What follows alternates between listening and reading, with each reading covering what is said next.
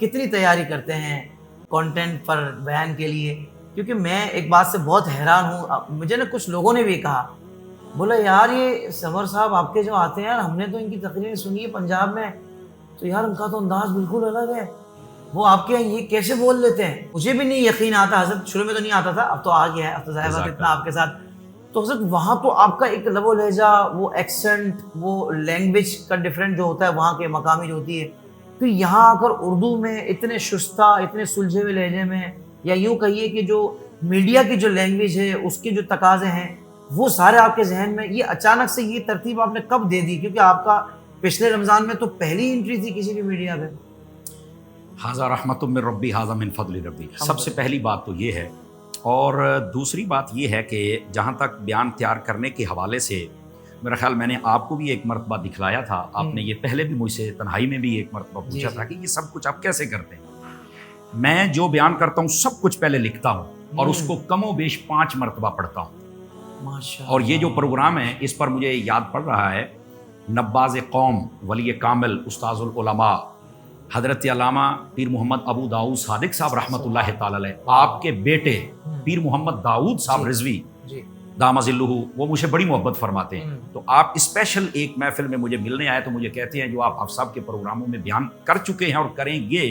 ان سب کو آپ نے کتابی ترتیب دینا ہے، میں اس لیے آپ کے پاس آیا، ان کا یہ بہت بڑا خزانہ ہے، کوئی شک نہیں اس میں، تو اس میں خاصی محنت ہے، بہت ساری کتابیں، اور میرے لیے بہت مشکل ہوتا ہے کہ جب میں ایک ڈائری پر لکھ کے یہاں آتا ہوں اور پھر کنٹینیو رمضان شریف میں میرے لیے چلنا خاصا مشکل ہوتا ہے، نیند کم کر دیتا ہوں،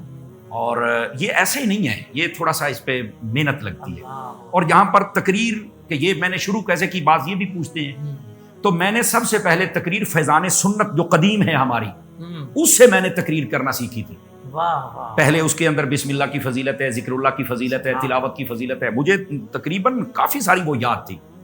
سلجھے ہوئے لفظ، بنا بنایا موضوع، امیر اہل سنت کی لفظوں کی تاثیر اور فیضان سنت، تو الحمدللہ وہ سننے والے کہتے تھے یار بے شک 20 منٹ بات ہوئی ہے تو سمجھ تو آئی نا بھی کیا موضوع ہو رہا ہے، تو اس لیے یہ چیزیں ساری رکھنی پڑتی ہیں۔ جہاں تک انداز کی بات ہے تو اس پر تو بھائی میں ناظرین سے بات کہوں گا کہ یہ حافظ طاہر کو آپ ذرا سلامی پیش کریں۔